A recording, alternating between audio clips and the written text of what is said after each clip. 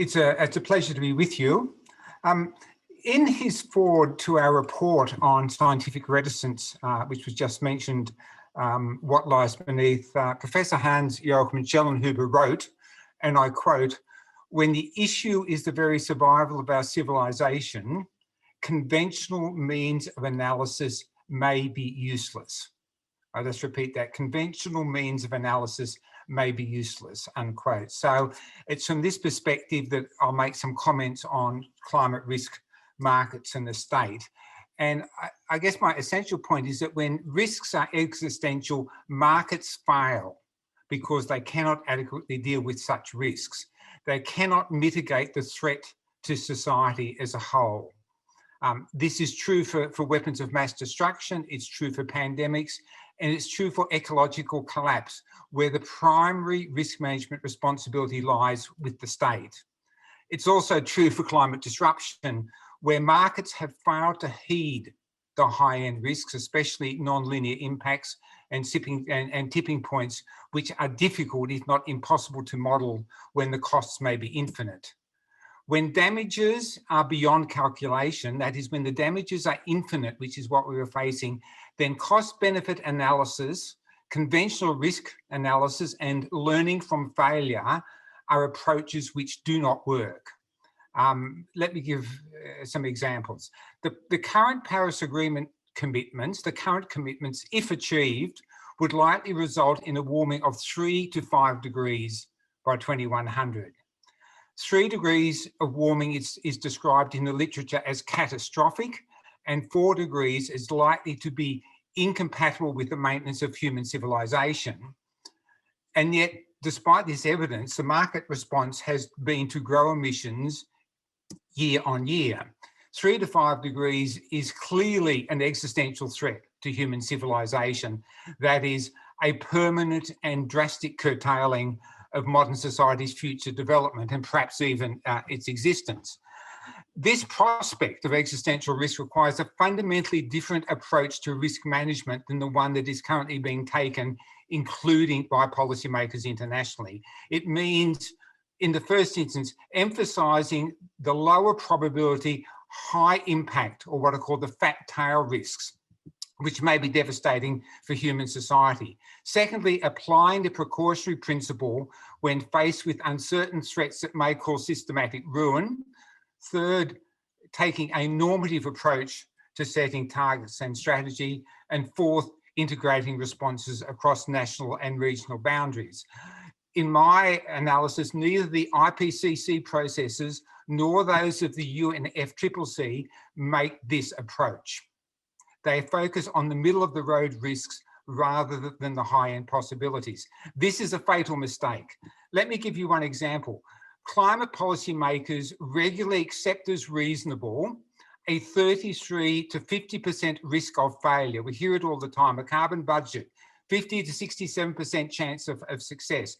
When that failure represents a planetary level systems disruption, I think this is ethically indefensible. I mean, none of us here would accept a 1% risk of failure if we were to fly in a commercial aeroplane, yet policymakers regularly accept risks of 1/3 to 1/2.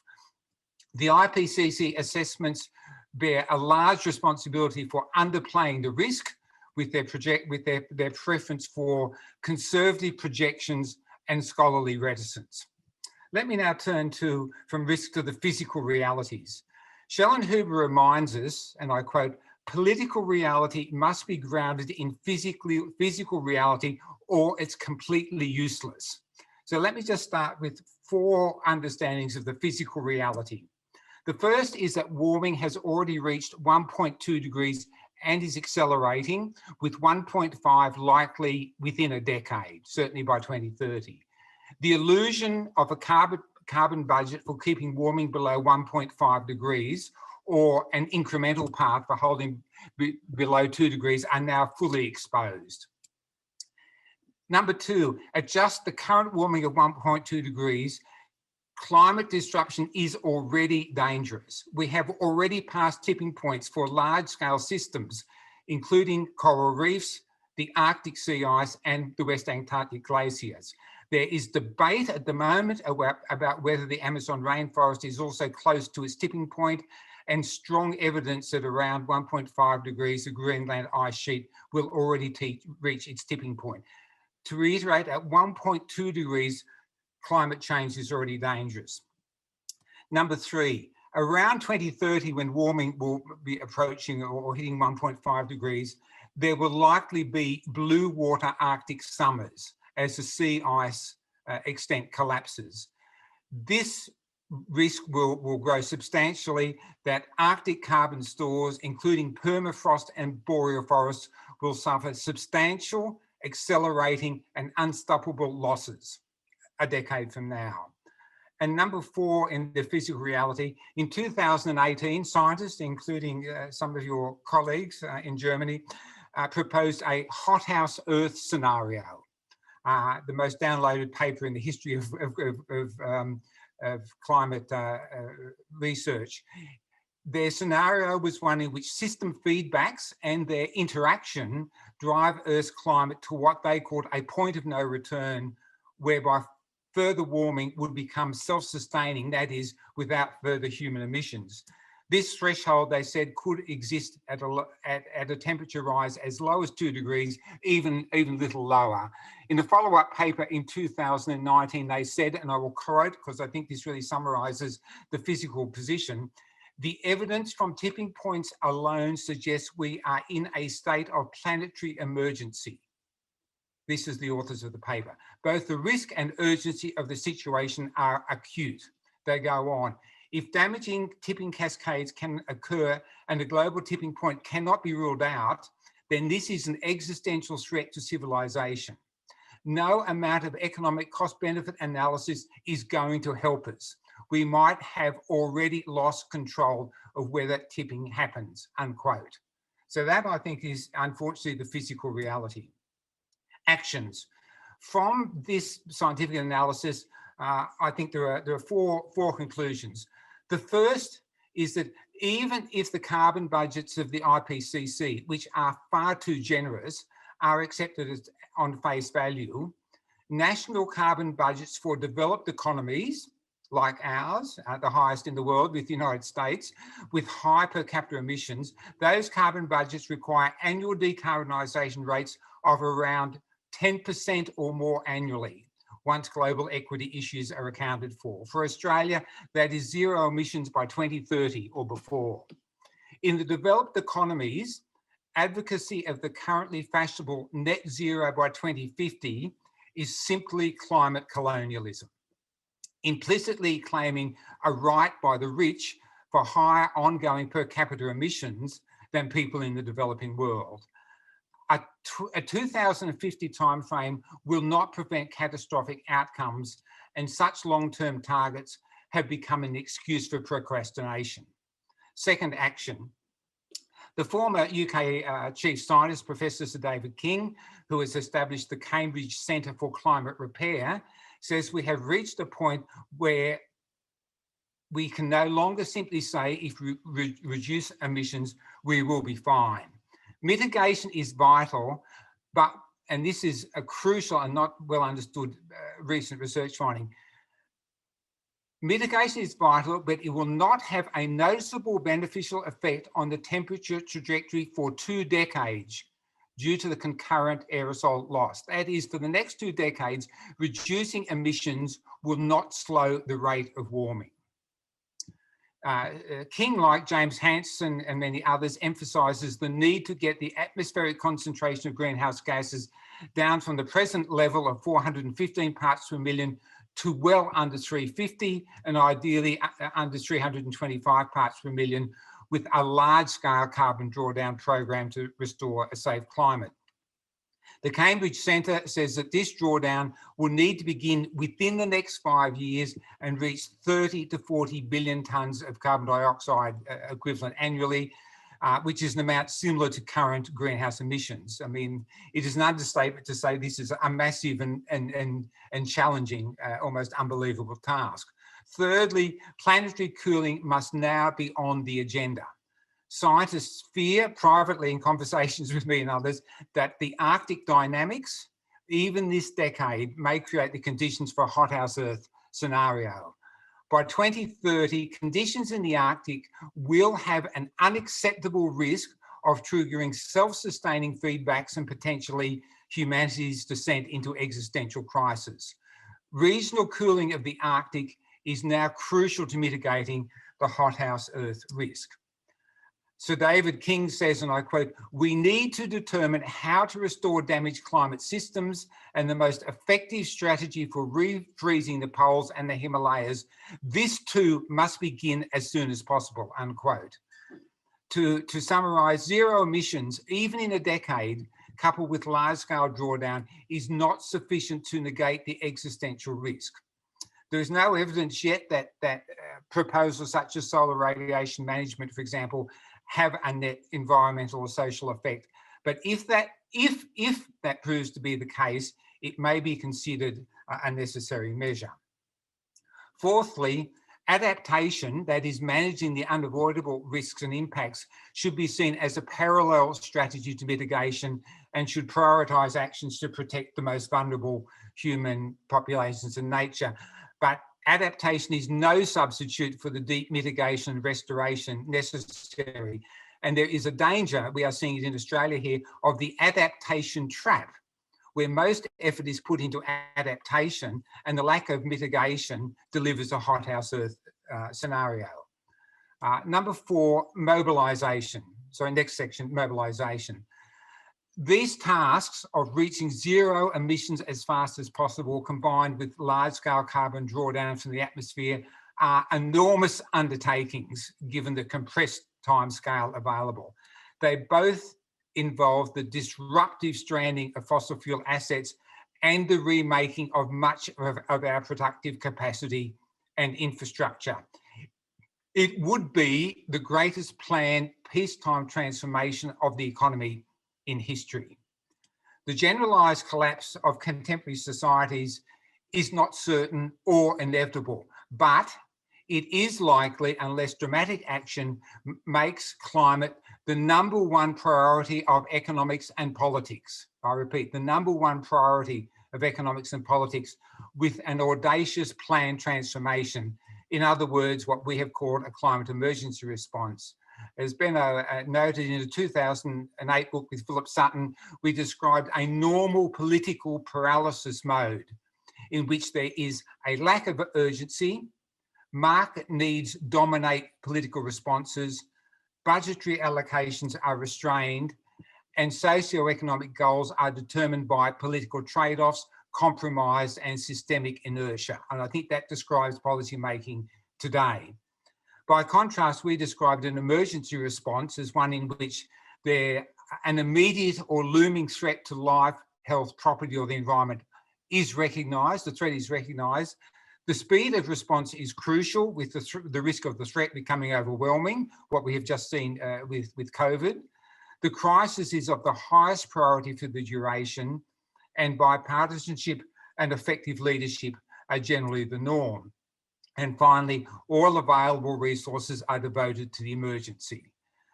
Societies that are successfully overcoming the COVID pandemic threat, I am very fortunate to live in one in my own country, are doing so with an explicitly emergency response that makes the threat, COVID, the highest priority of politics and economics based upon acceptance of the best available science. A whole lot of contemporary political beliefs have been overturned in order to face COVID. In an emergency like COVID, the leading role in mobilising society is taken by the state. The more successful COVID emergency responses have included the early exercise of hard state power to curtail non-essential production and movement as necessary. In my country, whether it's bushfires or floods which regularly threaten people and property, we do not put out attention to the market. The state responds to natural emergencies immediately because it is best positioned to prepare, to plan and to act. This is also necessary for the climate emergency because markets can neither adequately assess the risks nor mitigate the threat. due to the issues including infinite damages and non-linearities in the system. A recent IMF working paper notes, and I quote, "A growing agreement between economists and scientists that the risk of catastrophic and irreversible disaster is rising, implying potentially infinite costs of unmitigated climate change, including in the extreme human extinction," unquote. So that's an IMF paper. Let me say again, when damages are beyond calculation, cost-benefit analysis and conventional risk analysis break down. Climate is not a market optimization problem. It is a risk problem, the risk of the loss of capitalism, according to the US financial analyst Spencer Glendon. To repeat, it is not a risk problem, it is the risk of the loss of capitalism. Glendon also notes, and I quote, "The economics of climate change will be seen as one of the worst mistakes humans have ever made," unquote, overlooking consequences including mass migration and state breakdown, which are beyond models and market calculations. The climate problem won't be solved by capital markets. Markets require system stability, but we are now in an era of system-level instability in the finance sector, in the physical world, and in politics. We now face large-scale climate disruption, either by way of a planned fast emergency transition or, much worse, unplanned chaos, because non-linear physical change and socioeconomic system failure will inevitably occur as warming intensifies. In summary, gradualist solutions that assume that time is on our side are not relevant. The problem is exacerbated by the failure so far to decouple resource use from consumption, as well as carbon pollution from production.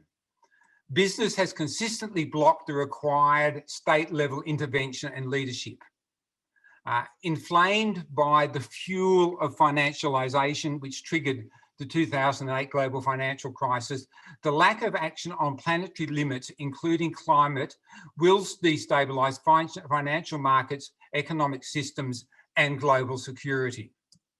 At this point, the state, which is capable of delivering fast, disruptive change, will be forced to respond to systemic exceedance of planetary limits and market failure, take emergency action, redirect current economic behaviour to socially useful ends, and scale back production. And governments do have that power. We have seen it in the last year.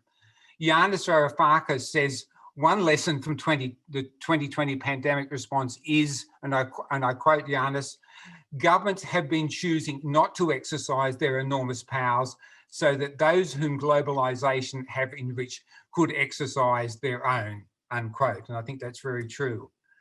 Lastly, the challenges. In the current low growth period, decarbonisation and decoupling costs cannot be absorbed by growth, but only by reallocation.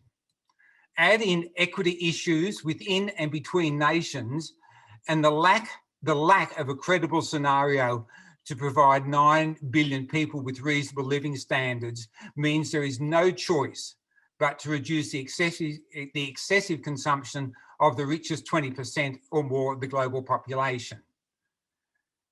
Just as proposals focused on Green New Deals and market-driven growth fail to deal with systemic market failure on climate risks and resource depletion, so also enhanced social expenditure will also fail if state leadership does not provide a path out of the climate and ecological crisis via emergency policies. Degrowth is necessary in the absence of absolute decoupling, but the degrowth movement has yet to produce even a basic strategy on how its objectives can be translated into institutional structures at state or global level. This situation is unprecedented. Emergency level action will become inevitable given the lack of action to date, but will it be democratic?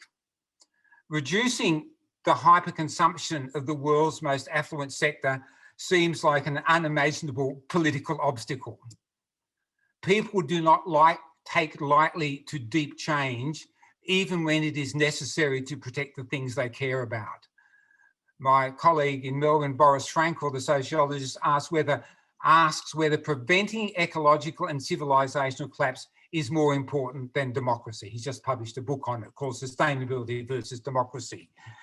This is particularly a question, especially as the conflicted state is wedged between the need to transition to a sustainable economy operating within safe planetary boundaries and business and community opposition to the actions that are required.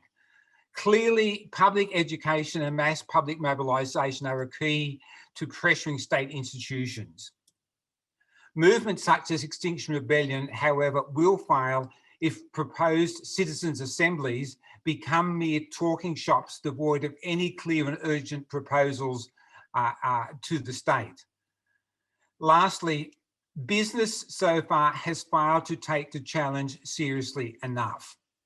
Neoliberalism has served business well, and strong state intervention is an anathema. But capitalist dynamics are incapable of responding appropriately given the failures of markets to deal with the high-end risks. Change would require in business long-term interests and the common good being placed above short-term interests that presently dominate the market, and there are few signs of that happening. Most of the global capitalist elite, by their actions, indicate that they think they can survive well enough despite disabling climate impacts. And I referred here to the work of Bruno Latour, who says that most of the ruling class recognises that in a hotter world, there will not be enough Earth for everyone, hence they have given up on a common purpose for humanity. He says artificial and automation in their world will replace the shrinking global population with elaborate plans for self-protection, such as escape to New Zealand, hideaway as Plan B, or heading for Mars as Plan C, led by Musk, Branson and Bezos. Latour says that three critical features of our times are climate denial and delay, deregulation and growing inequality. These features have helped create a super rich caste who are determined that a sort of gilded fortress, in Latour's terms, must be built for that small percentage who would be able to make it through in a hotter world. Now that fortress, that gilded fortress, is pure fantasy. First, it grossly underestimates the physical impacts of climate change, the aridification, the unlivable heat, the sea level rises, and so on. Techno-optimism has blinded elites to this problem. Secondly, it underestimates the social consequences. At just 3 degrees of warming, for example, perhaps 1 billion people will be displaced globally and coastal cities inundated, contributing to political mayhem and what US security analysts describe as likely outright global chaos. Thirdly, in such circumstances, the global market and financial systems, which are already fragile and destabilised, will collapse. And with it, the illusion of a gilded fortress will crumble. Finally, if this scenario is to change, the ruling elites, more or less as they exist now, must be part of the transformation, given the imperatives for dramatic action on a short, decadal 1 to 2 decade time frame. What, if anything, could bring them to their senses? How can the vehement opposition to state leadership on sustainability and a common future purpose for humanity be broken? Can a sustained mobilisation of people who cherish this earth and yearn for a future for humanity overcome this resistance? On these questions hang the future of human civilization. And thanks very much.